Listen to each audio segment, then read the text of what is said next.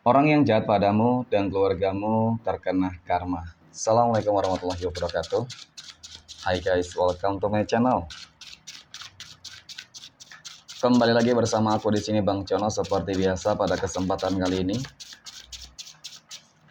aku akan kembali general reading ya. Ini energi umum, energi semua orang, bisa saja resonate ataupun bolak-balik dari apa yang kamu alami teman-teman. Dari apa yang terjadi di dalam posisi kehidupan kamu. Jangan pernah menjadikan video ini, tayangan ini sebagai acuan di dalam kehidupan kamu. Jadikan video ini, tayangan ini hanya sebagai hiburan semata. Oke? Hanya sebagai hiburan semata. Ya anggap aja deh teman-teman, setiap readingan yang sifatnya positif itu sebagai doa, dan setiap readingan yang sifatnya negatif sebagai bahan perbaikan diri ya bagi kita semua. Dan itu semua aku kembalikan pada Tuhan Sang Maha Pencipta dan pada diri kamu masing-masing. Oke, nah di sini kartu tarot sudah aku shuffle, aku acak dan aku pilih teman-teman. Kemudian tema kita untuk readingan kali ini, orang yang jahat padamu dan keluargamu teman-teman akan terkena karmanya, ataupun mungkin sedang terkena karmanya. Fokus, konsentrasi ya teman-teman, konsentrasi karma apa yang sedang didapatkan. Oke, dan aku akan langsung mulai menarik energinya dari kartu yang pertama. Bismillahirrahmanirrahim. Pada kartu yang pertama aku punya Five of Wands ataupun 5 tongkat. 5 tongkat ini muncul hadir sebagai energi pembuka ya. Dan jika aku fokuskan kartu pertama ini terhadap energi dari seseorang yang aku maksud teman-teman ya, terkena karma setelah jahat terhadap kehidupanmu dan keluargamu. Oke, nanti kita akan lihat siapa sosok dari orang ini teman-teman.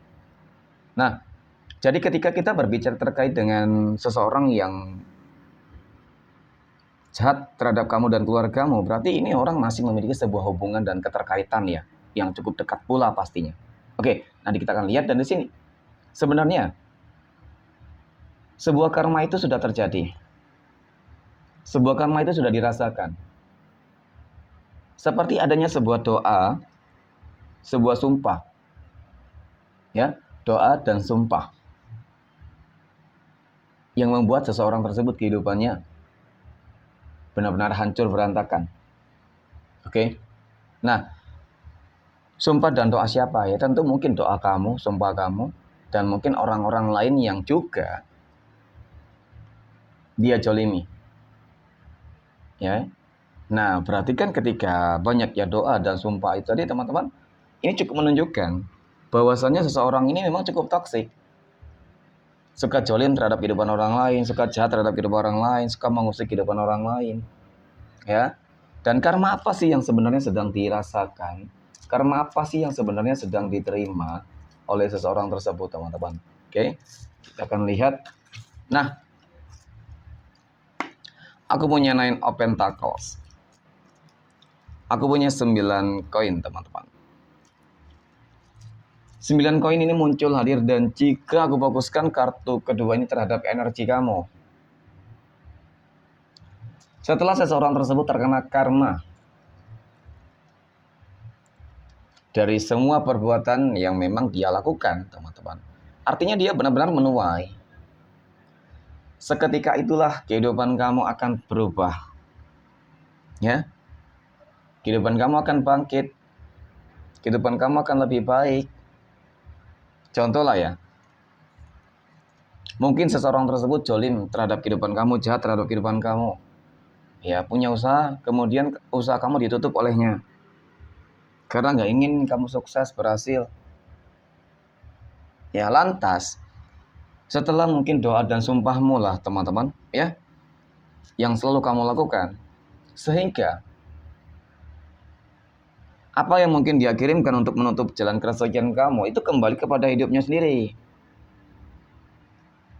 Dan setelah kembali kepada dirinya sendiri, teman-teman, ya kehidupannya penuh dengan masalah, ya kan, karma. Maka kehidupan kamu akan mengalami sebuah kebangkitan. Jadi itu bakal berbalik kondisinya. Ya, situasinya bakal berbalik. Dan bahkan terkait dengan kehidupan-kehidupan yang lain sama sih sebenarnya. Tergantung dari penempatan energi kamu. Ya, penangkapan energi kamu seperti apa? Kamu dalam kondisi seperti apa gitu ya? Bisa jadi di dalam pekerjaan ya, ada seseorang yang ingin menjatuhkan kamu, seseorang yang ingin membuat kamu tuh nggak betah bekerja sehingga mungkin kamu keluar, dipecat, resign dan lain sebagainya. Ya turun jabatan sehingga seseorang itu berusaha untuk menduduki jabatan kamu, teman-teman. Oke. Dan kemudian di dalam hal apa lagi? Mungkin di dalam kehidupan asmara, rumah tangga, keluarga ya. Oke, nah. Pada kartu yang ketiga aku punya The Moon, teman-teman. Jadi memang dari kartu ketiga ini sebuah karma itu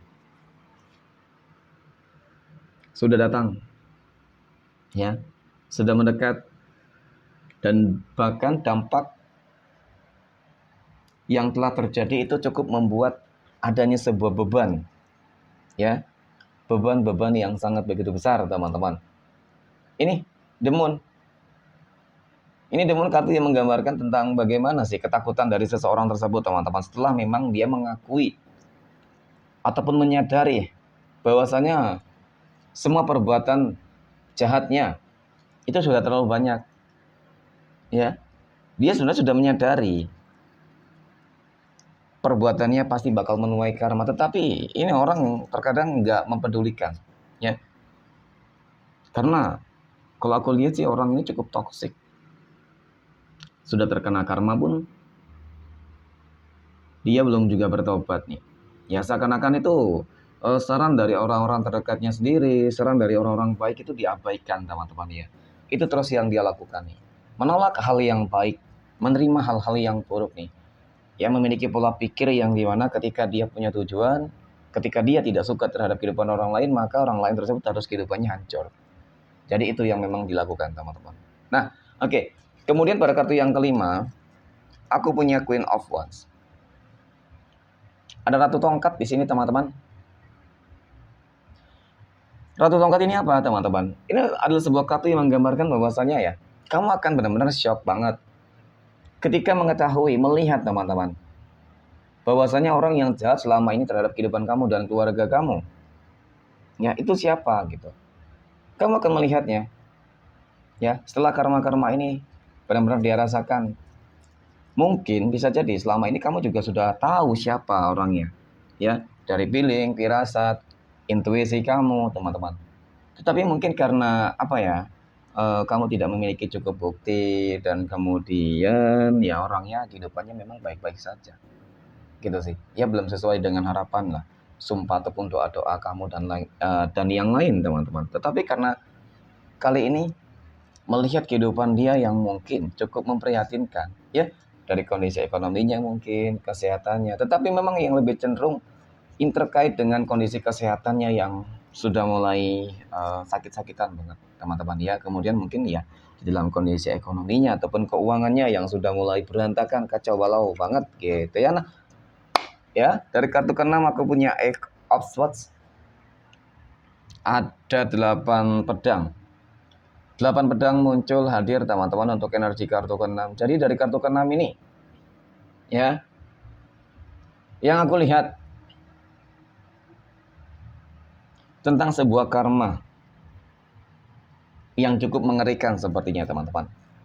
Seakan-akan memang di dalam kehidupannya nantinya, ya, jikalau dia sakit, dia pasti bakal lumpuh. Ya, jikalau dia punya usaha, bisnis usahanya pasti bakal hancur, berantakan, teman-teman. Ya, dan membuat kehidupannya jatuh miskin. Kemudian ketika berbicara terkait dengan kehidupan asmara ataupun rumah tangga, sama. Rumah tangganya bakal hancur lebur, teman-teman. Inilah sebuah karma ketika mungkin menjalani orang yang ketika berdoa langsung dikabulkan, teman-teman. Ya.